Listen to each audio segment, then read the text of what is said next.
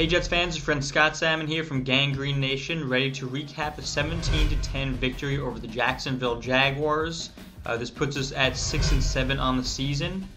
This game was a bit like Groundhog Day from the previous game. It just seemed like it was the same kind of game. It was pretty terrible in the first half. The Jets really couldn't get anything going. In the second half, they started to pick it up a little bit. Obviously, in the last game, it was with McElroy. This time, it was with Sanchez. But we started to see the team pick it up a little bit, just enough to eke out a win in the second half. We saw touchdowns by both Sean Green, Bilal Powell, as well as a field goal from Nick Folk. The two plays of the game started on offense. The first one was the Sean Green touchdown. It was a short touchdown, but that's what really put the Jets up on top, and obviously they didn't relinquish their lead. The second play of the game, I'm going to go with Quinn Cobles had a sack of Chad Henne. I think he was trying to rip off Chad Henne's head. I'm pretty sure, because he sort of jumped on top of him and was trying to kill him at the very least. So I'd say that was the second play of the game. It was great to see one of our young linemen step up. Cobles had a pretty great game in general. He had several pressures along with his sack. But the problem with this game is that it didn't really prove much for us. It was pretty bad.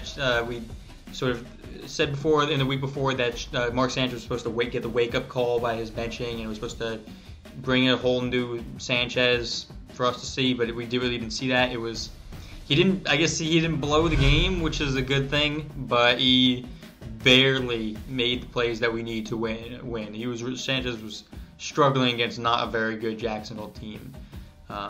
The other problem Sanchez is having, so obviously he's having problems with his accuracy, with his decision making. Sanchez is having a lot of problems.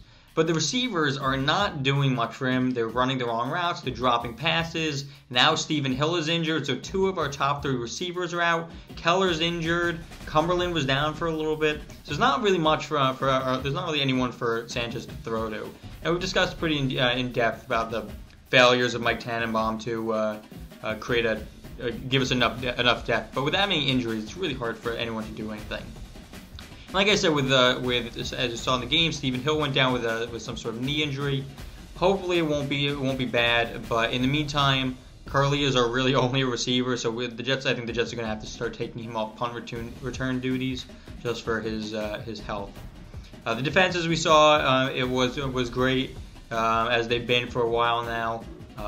We saw they had two interceptions. The first one by Bart Scott, who I don't remember the last time I ever saw him have an interception, and the last one was by Ellis Langster, which sealed the game for us. So we're 6-7 now. We have all the remaining games are winnable. Next week we play against the Tennessee Titans, and believe it or not, the playoffs are still in the realm of possibility. We're not out yet.